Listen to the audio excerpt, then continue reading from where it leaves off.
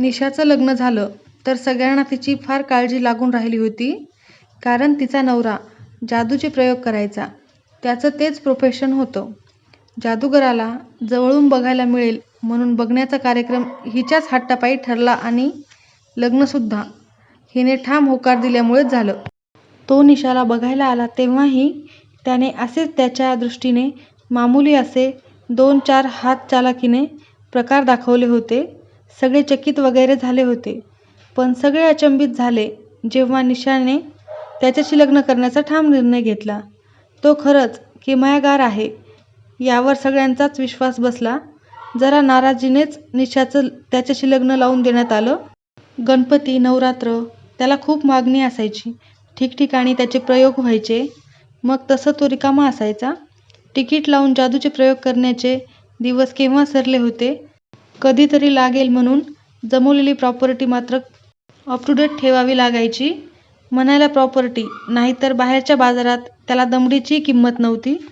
कबूतर, उंदीर, पोपट असे प्राणी पाळावे लागायचे. त्याची निगा राखावी लागायची. मध्ये काही दिवस माकडसुद्धा पाळलं होतं.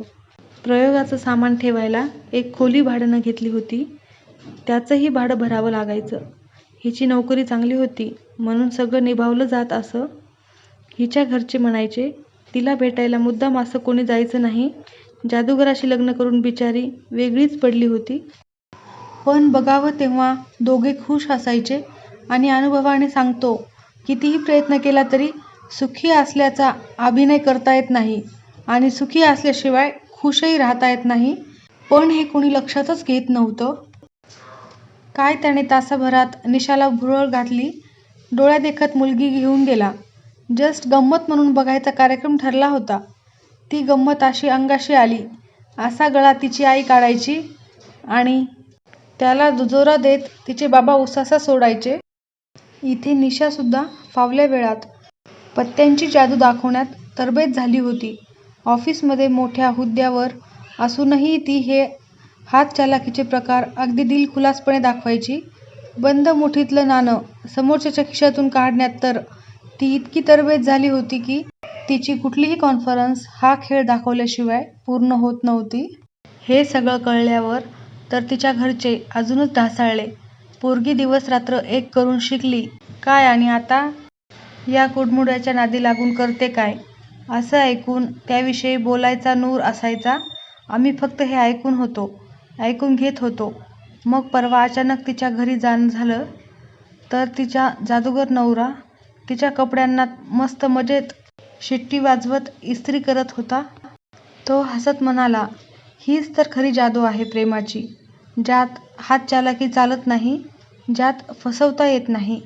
आम्हाला तो अगदीच वेगळा भासला. नाहीतर कितीतरी जण बाहेर मोठे मोठे हुद्दे भूषवत असताना घरी हातचलाखीचे प्रयोग करत असतात. हा जादूच्या प्रयोगाला वापरत असलेलं तंत्र हे लोक राजरोसपणे संसारात वापरत असतात आणि जोडीदाराची फसगत करत असतात. मी या विचारात असतानाच निशा आली. आम्हाला बघून झालेला आनंद तिला लपवता आला नाही.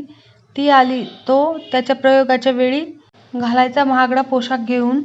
कित्येक हजार खर्च करून तो शिवला होता. बघताच भपकेबाज, पण त्याला किती चोरखिसे आणि चोरकप्पे होते. कुठल्या कप्प्यात उंदीर कम्फर्टेबल राहतो आणि कुठल्या दवडलेल्या कबुतराला उडायला जागा मिळते.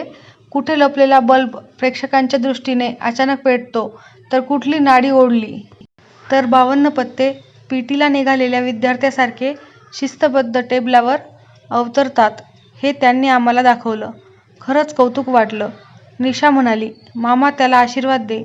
आज त्याचा महत्त्वाचा इंटरव्ह्यू आहे. जर हे काम झालं तर आम्ही पूर्ण सेटल होऊ. लकीली आम्ही वझिऱ्याच्या गणपतीला जाऊन आलो होतो.